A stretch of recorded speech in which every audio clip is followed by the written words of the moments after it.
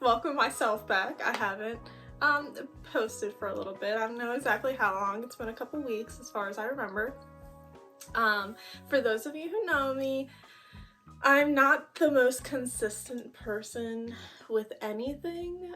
Things happen. We were pretty busy over the past couple weeks. We had a lot going on. It's probably not going to be the first time that there's an extended break in my posting videos. And that's just who I am, unfortunately. I wish I wasn't like that, but it's who I am. Today, we're going to be doing a spa day with Dante, this guy right here. He is almost 7 months now. He's about 6.5 months. Guesstimate, I mean, we got him from a shelter, so they were just guessing his weight, his age. The last time we took him to the vet, he was 36 pounds. He's definitely grown since then, which was probably about a little over 2 weeks ago. So if I had to guess now, he's probably closer to 40. He doesn't really look that much bigger height-wise, but he's getting like stockier. So I don't know what he's gonna look like. Yeah, so we're doing a spa day today. I've already filmed this video and I didn't even try to edit it. After I filmed it, I just was not happy with it, and that's probably part of the reason why there was a little bit of a break with the videos. But I just decided I'm just gonna refilm it and do something else. Well, yeah, fix it, essentially. Yes, I wanted to talk about everything beforehand, and I debated putting this at the end of the video, but a lot of this is really important stuff, and I want to make sure that it's heard, I guess. I just wanted to pop in here real quick and say I do a lot of rambling. Not really rambling, but there's a lot of information in this video. I am putting the bathing and the nail clipping and whatnot in the end part of the video, the second half of the video. So if you want to skip ahead, if you don't want to listen to all this, if you want to see the puppy bath and whatnot, then go ahead and skip forward. For those of you who don't know, if you're just stumbling across this video or you don't really know who I am, I used to be a dog groomer. I was a dog groomer for about 7 years before I became a stay-at-home wife. Right at the start of COVID, I got hey, for COVID, I worked for a corporation, and I don't want to say names or anything, but it was a corporate salon, and I got furloughed, and I just never went back when they asked me to go back. My husband and I, decided it was better how it was, so I won't go into too much detail. I think I've gone into detail about it on another video. First thing I wanted to touch on is brushing. So with a shorter hair dog like Dante, he doesn't have a double coat. I would recommend doing a Zoom groom, which looks like this. It's just a rubber curry. You can pretty much get them at any pet store, or you can get them online. They're not very expensive. You can even use this in the bath, and it just like scrub them really good, and you just kind of like, they're really easy to use. You can use them on your cat, you can use them on your dog, blah blah blah, whatever. Don't recommend this for long hair dogs though, like Shih Tzus and stuff like that, things that don't have like hair to come out like that. For longer hair dogs, I recommend always a metal comb like this. I don't recommend plastic ones because they're not strong enough. I always recommend the metal ones, and you're gonna need to brush your long hair dog at least a couple times a week, just depending on how much they play, how active they are, and how quickly they knot up. Some dogs knot up a lot quicker than other dogs, but you're gonna wanna at least brush them a couple times a week, starting with a comb so it gets all the way down to the skin. With Dante, I don't have to worry about it because he doesn't have long hair. Also, you can use combs for double coated dogs, huskies, golden retrievers, all that kind of stuff. This is really good for getting undercoat out. A lot of people use Furminators for undercoat, and while I like Furminators, I also don't like them at the same time because, oh, That's not a toy. He was chewing on the Zoom room. Furminators are really easy to hurt dogs with because it's literally just like a blade. Not a blade, but like it's sharp metal. You know what I'm saying? This one actually has a little bit of a bend in it. You can see it in the middle there. You want to make sure that there's no teeth missing or anything like that when you're using them. They're a lot cheaper these days. When they first came out, they were very expensive, and now they have like off-brands you can get on Amazon and whatnot, and it's the same stuff. If you're using a Furminator, you're gonna want to use it on undercoat only dogs. So Golden Retrievers, Huskies, that's the first that comes, German Shepherds, you know, that kind of stuff. And you're gonna wanna be very careful with it. You don't wanna go over too many times, just a couple here swipes and then leave it alone. Honestly, I prefer using a metal comb for undercoat dogs. So I will comb out the undercoat parts and then go over it with the Furminator and then comb it out again. And then what I like to do is like a slicker brush. So after you do that with undercoat dogs, you just slicker brush it and that'll get the rest of the loose hair out. No, does it smell good? Slicker brushes are really good for certain things, but you can't just have a slicker brush. I would never use a slicker brush on Dante or any short hair kind of dog like that, because it will scratch them. This one does not have the balls at the end. Some of them have like the little balls at the end, and some of them are just straight like pin brushes. You just want to be careful with slicker brushes as well, because you can also give them brush burn like you can with the Furminator. Long-haired dogs, Shih Tzus, Lhasas, Doodles, Cockers, all that stuff. A lot of times I would recommend doing slicker brush first, then the comb, really good, all over the place, and then slicker brush again. I like to use the slicker brush for like the finalizing brush over. It gets all the loose hair, any, you know, random knots that you missed out. When you comb your dog, I said I wasn't gonna talk a lot on this, but it's very important. This is the one I'm gonna really touch on. When you comb your dog, you wanna make sure that you get everywhere. You don't wanna just brush down the back. You wanna make sure you're brushing the legs, behind the ears, the neck, the belly. There's a tuck up area, which is, I can't show you on him really because he's not gonna cooperate, but that's like the belly area that connects to the leg. That gets a lot of knots in it, so make sure you're brushing that out. If they have long ears, you want to brush that out, and their tails, their butts, back ends, all of it. Very important. If you don't do it, your dog is at risk for getting matted, and it's very painful to brush out mats. I had a lot of experience combing out mats or shaving matted dogs because a lot of people don't know how to brush their dog properly, which I always say the best thing to do before getting a dog is to do a lot of research. Long-haired dogs require a lot more work, so you're gonna have to brush them frequently, or you're kind of being negligent not doing that. So just make sure that you are knowledgeable on your dog and what it needs before purchasing it, or, you know, yes. Try not to be too, like, I don't know, I don't feel like that's, I'm not trying to be rude, just, I've seen a lot of, don't mind him, I've seen a lot of bad cases of neglect in dogs, and it's something that I feel very strongly about, and everyone who is a groomer feels strongly about, because it's hurting the dogs. It's very painful for them, and you know, then we try to get it out for the owners, and then the dogs are in pain, and we don't like causing dogs pain. That's not why we choose to be groomers. We choose to be groomers to help dogs and to make dogs look cute.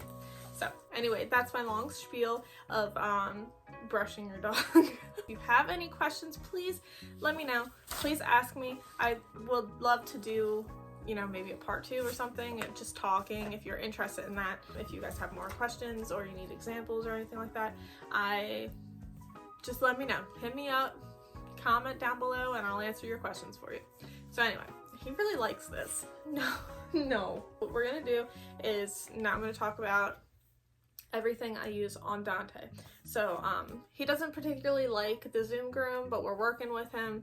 on it, and you know, that's all you can do with puppies. You kind of work with them slowly till they get used to things. Touch their feet a lot, touch their ears a lot, touch everything a lot. Like, be really annoying with them and like stick your fingers in their mouth and get them used to things. That way they're better for you, and they're also better for like when they go to the vet and the vet has to poke and prod at them. They're not as like, oh gosh, what's happening? So Zoom Groom is what I use on Dante, and it's the only thing I would use on Dante because, like I said, he doesn't have a double coat and, you know, he doesn't have long hair. All right, the next thing I'm gonna talk about is dental care. A lot of people don't know that you can brush your dog's teeth, or that they even have other stuff aside from like treats and whatnot, for dental care. I didn't know for a long time either, so it's okay. You know, that's why we watch videos like this or like inform ourselves on the internet. I didn't know you could brush dogs' teeth until I was a groomer. So there you go. Now you know, if you didn't know. But they have toothbrush, toothpaste.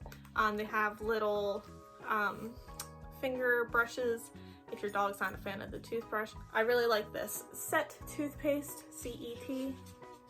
My vet carries it, but I think I got mine off of Amazon or Chewy or something. They have toothbrushes and toothpaste. They have water additives that you can put in your dog's water for dental care, and they have like the treats that they can chew on, the little dental chews and whatnot. So the thing with dog dental care is that, especially with like a toothbrush and toothpaste, it's essentially like how you brush your teeth. You don't brush your teeth once a month. You brush your teeth every day or close to it, I would assume. I always recommend brushing your dog's teeth the same way that you brush your teeth. Now, obviously, that can be a little difficult because like I forget all the time. I try really hard to not forget, but I forget quite a lot. A lot of people may disagree with this, but honestly, I think some brushing is better than no brushing. So as long as, you know, you're doing it a couple times a week, it's better than nothing in my opinion. So the thing that's different with dog toothpaste, don't use human toothpaste on their teeth. Not good. It can be toxic for them. The dog toothpaste has enzymes in it. It's called an enzymatic toothpaste. And as long as it gets in their mouth, it will work. All right, we had to take a potty break. Dog toothpaste is enzymatic, which means as long as it gets into their mouth, it's going to work. I always recommend, of course, brushing their teeth with a toothbrush or one of those little finger brushes or whatever. Just gets a little better as opposed to not scrubbing at all. You know, some dogs don't like having their teeth brushed or mouth handled, so if that's all you can do is like squirt some toothpaste in there, in my opinion, it's better than nothing. Also, if they chew on anything hard, bones, antlers, stuff like that, even like certain toys, like harder toys, ropes and stuff like that, things that their teeth like go into, that will also help with plaque buildup. The rest of the things I want to talk about, I'm going to try to go over a little more quickly. I know I'm being long-winded. I'm going to talk about the nails, the ears, and then like shampoos and conditioners. So with the nails, there are two options with nails. You can clip them with clippers, or you can grind them / file them down. I always recommend the grinding. I think grinding is better because it smooths them out, gets them a little shorter, and it's a little safer than just clipping alone. Clipping leaves a sharper edge, so they tend to be more sharp. I recommend these types of nail clippers. I don't recommend the guillotine type ones, which are the ones that come like down as opposed to side to side. The grinders, they can be pretty expensive at pet stores, but honestly, if you just go to Walmart, they're like $25, maybe $30 now. It's been a while since I bought one from there. And at pet stores, they tend to be upwards of like $60, and the only difference is that there's a paw print on it. They literally are the exact same thing. Go to Walmart or, you know, order it online, get it cheaper somewhere, because $60 is way too much for a Dremel. They have other brands like Petty Paws, Soft Paws, I think, or is that the caps? Don't get those. They don't really have enough power behind them to do anything. they stop a lot because any pressure you put on, it's gonna like, it's too much for the Dremel, and it's just, it's not good. Don't get them. If you're gonna grind nails, get an actual Dremel. Now with that, a lot of dogs are afraid of the Dremel because it makes a very loud noise. That's what it sounds like. A lot of times it can freak dogs out quite a lot. It also is a different sensation to clipping. It kind of like, I would assume, tickles their feet a little bit, or it feels weird, and it's just a sensation that they're not used to. So I always recommend, if you're first starting out, especially if you have a puppy or like if you've never done grinding before, don't just go straight to grinding. Either start with clipping, that way they can get used to the sensation of things touching their nails and like being handled. If you have like an older dog,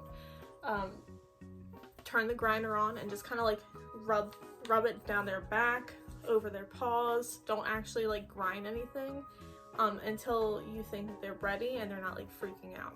That being said, the first time or first couple times is probably going to be a little difficult because they're not used to it, and they're dogs, they don't understand. They might freak out a little bit. So just go slow, be very positive, give them a lot of treats, you know, oh, good boy, good girl, blah blah blah. You know, just take your time. If you can only do like a nail for one day, that's okay. You know, maybe next time you'll be able to do 2 nails, and then the next time maybe they'll let you do a whole foot, you know. So it's a lot of patience with dogs, and you don't want to traumatize them because then they don't trust you for anything. With clipping nails, you're going to want to go slow. If your dog has black nails, you're going to take off a little bit of time. Even with clear nails, I still recommend that because the nerve, which is called quick, can sometimes be deceiving, and it looks like it's one place when it's actually further down, especially if their nails are longer. So I always recommend going little bits at a time. I'll show you that when I do his nails as best as I can. The last time I tried filming it was kind of difficult. Second, ears. I don't have anything to show you for ears because I don't actually have any ear cleaner.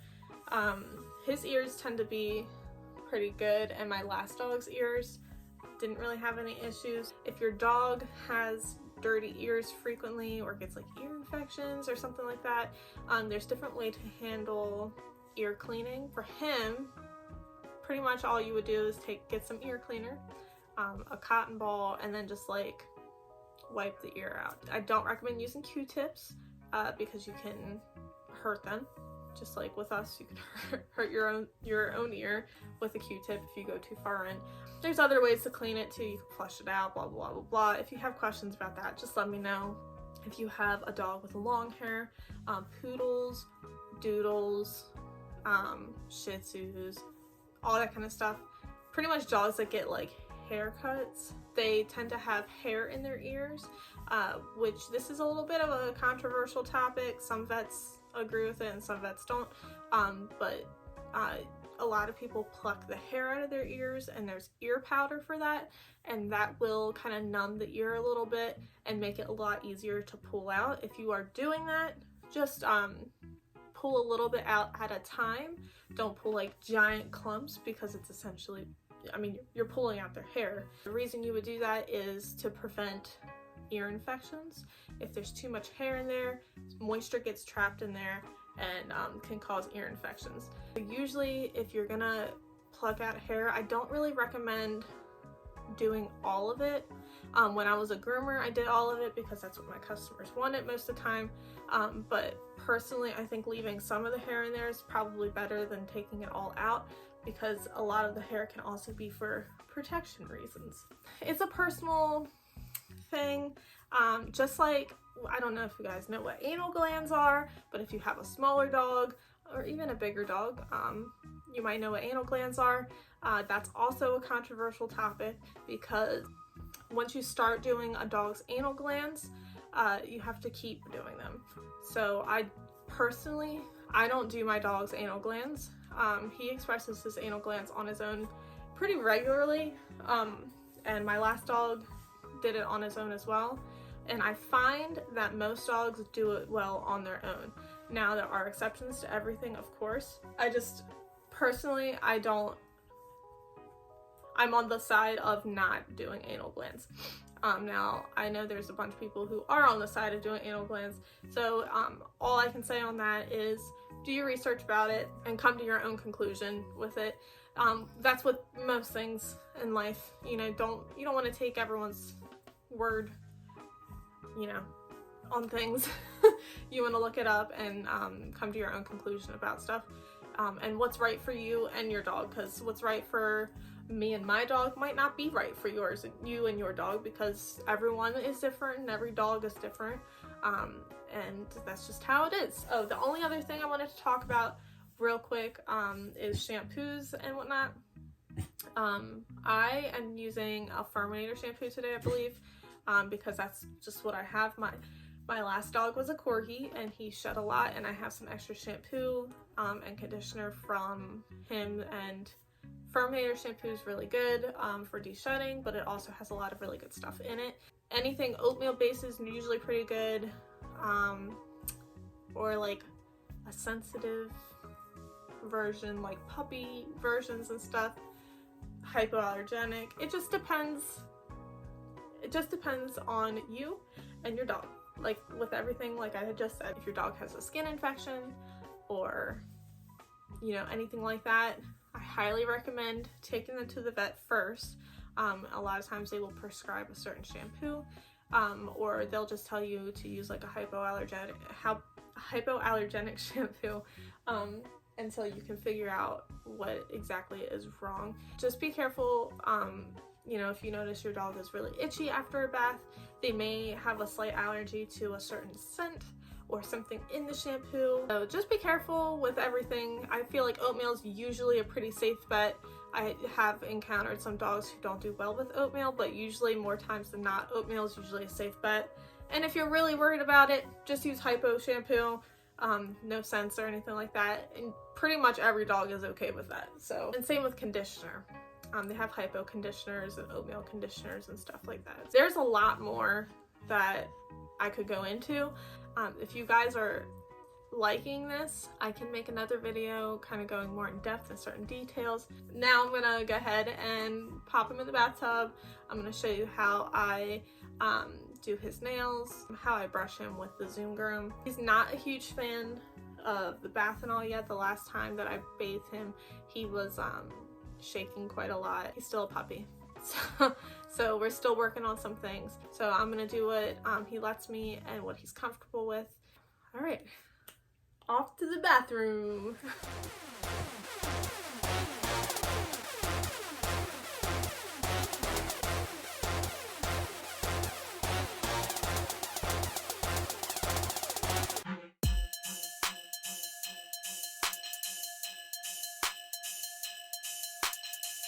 Welcome to my bathroom.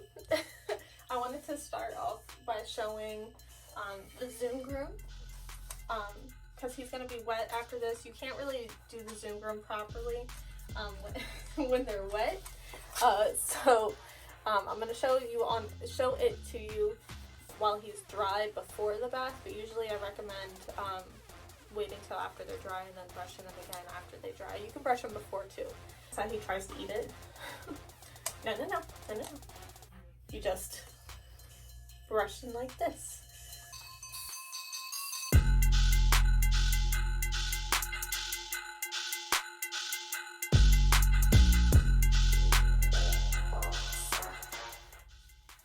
can do like little short strokes, or you can do longer strokes.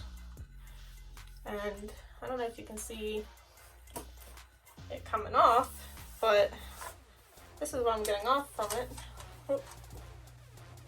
Just, you know, some short little hairs. He doesn't like it yet, but we're working on it. And I always try to get the legs, because the legs tend to shed a lot too. A lot of people don't think about to get the legs, but the legs definitely shed quite a lot. And then if they let you around their neck, a lot of dogs don't like it around their neck though, just because it's around their face. So here we go, good boy. We got some hair off. This is the most hair I've ever gotten off of him, so his adult coat is starting to come in. which will shed more. When they're puppies, they don't really shed that much. So the next thing I want to show you is the toothbrush and the toothpaste. So I always wet the toothbrush first and just use a little bit of toothpaste on it. And I'm going to try to scrub his teeth. He doesn't really like it much. If I can't, it is what it is. Usually I just shove it in his mouth, so this is a little bit of a new experience for him. So you just want to open up your dog's mouth like this.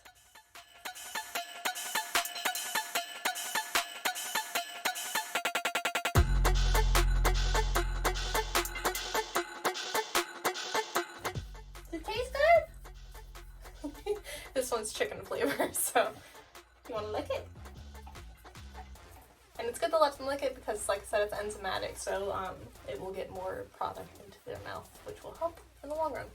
Usually before the bath, I used to do the ears, so if you want to clean your dog's ears, I usually recommend doing it before the bath because it can be a little messy if your dog's ears are really dirty.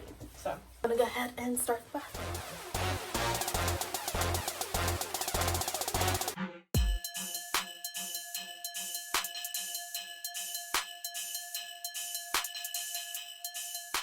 Alright, so hey guys, I'm trying out a new editing software, so bear with me with the voiceover. I wanted to do a voiceover in this part because the water was really loud and I didn't do much talking in the actual video, and I just wanted to give you a little bit more insight of what I was doing. So, here I am, giving the dog a bath. Try not to get the water into their ears and their face too much. You can see me trying to pull the ear flat and spraying the water on the back side of it. And then I'm wiping some of the water off of his face so it doesn't go into his eyes. I said I was using Furminator in this video earlier, but I actually found this cheese shampoo, which is also really good, and I was trying to show you how you can use the shampoo on the Zoom Groom. This is a somewhat new Zoom Groom, so the spiky things on it are kind of long still, so it didn't work as well as I was trying to make it work. I use it later on after I hand scrub him a little bit, and it works a lot better that way. If you're going to use it on a short hair dog, I would recommend hand scrubbing first and then using it afterwards.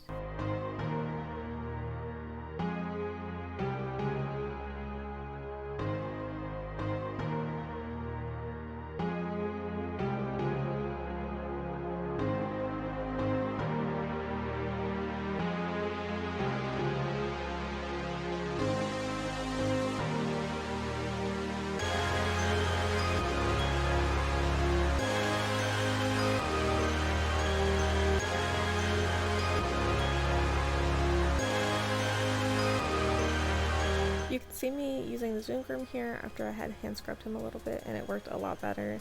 It was lathering up much better than it was before.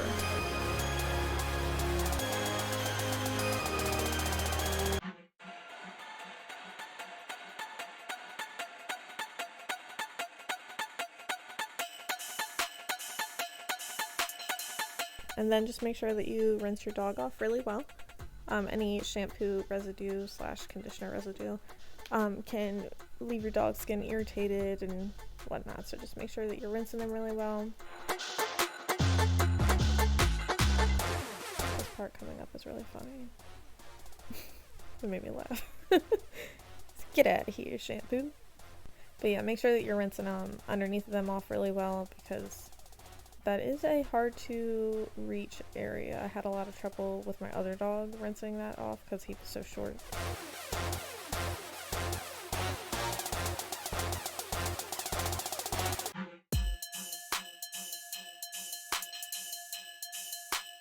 And then I'm just towel drying him off. He doesn't take very long to dry, so I use a towel or two, and usually he's dry within maybe 20 minutes tops.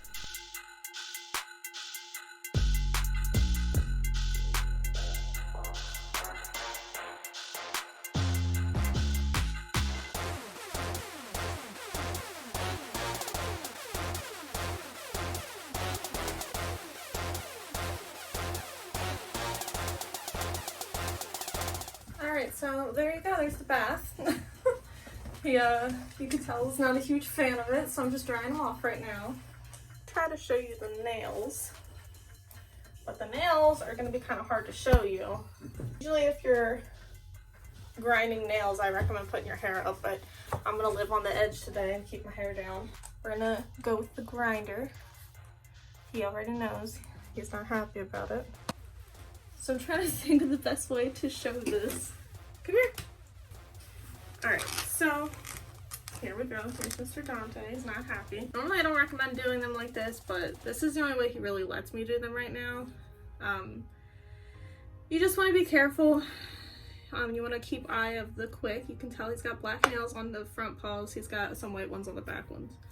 But this is essentially what you do. You turn it on, and then you just grind the nail. Alright, so here's the more difficult part. The bath is easy, everyone pretty much can give a dog a bath.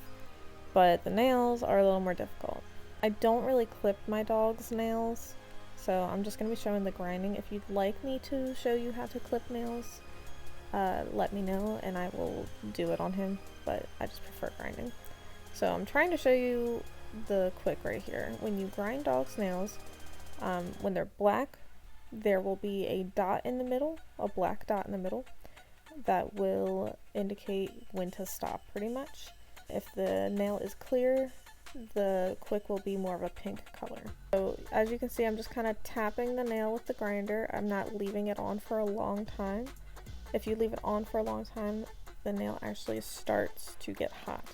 Grinding can be pretty tricky, so just practice is key. So just make sure you're practicing, be patient, and you'll get the hang of it. Don't give up. So what I'm trying to show right here is this is a clear nail. You can see the quick through the nail, but I wanted to point out you can't always trust that because sometimes the quick grows further into the nail. It can be deceiving, so just make sure you're going slow with it. Now, unfortunately, when you're first starting out, it is a possibility you will quick your dog, which is making your dog bleed. If that is the case, you can prepare ahead of time by buying Quick Stop, or you can use flour or cornstarch. If you can't make it stop bleeding, you will have to take them to a vet, so please be careful. Alright, so that's kind of it. I feel like the talking is probably going to be a lot longer than the actual bathing / spa day. He's not very happy at the moment. He really hates his nails being done. I hope this video was helpful to someone, or if you just wanted to see my puppy being bathed, there it is. Like I said, there's a lot of information and a lot of stuff that goes behind dog grooming that you don't really think about. So if somebody has any questions or concerns or whatnot, feel free to ask me. I can do another video, or I can just respond in the comments if it's a quick question. I'm not a vet, so I don't know, everything. Even a lot of vets don't know everything. I can answer some grooming questions and basics and stuff like that if you have any questions. So thank you for watching my video. I hope to not go so far in between the next video this time. If you guys have any suggestions on any videos that you'd like to see, if there's more videos with Dante or just videos in general, let me know and I will do my best to film them for you. Thank you for watching again, and I'll see you guys next time. Goodbye!